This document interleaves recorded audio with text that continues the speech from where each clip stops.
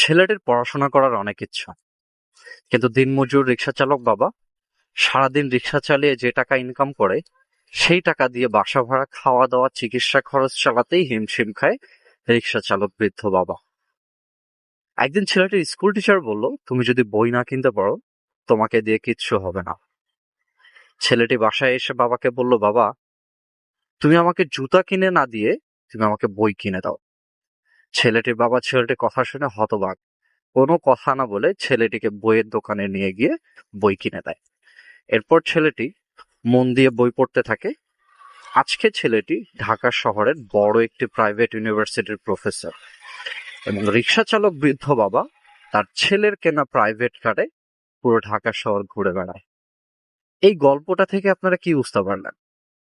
আপনার পায়ে জুতা না থাকলেও আপনি সাফল্য অর্জন করতে পারবেন, কিন্তু আপনার যদি ইচ্ছা শক্তি বা আপনার যদি মিশন বা আপনার যদি গোল না থাকে, আপনি কখনোই সফলতা অর্জন করতে পারবেন না। অর্থাৎ ফোকাস অন ইয়োর মিশন।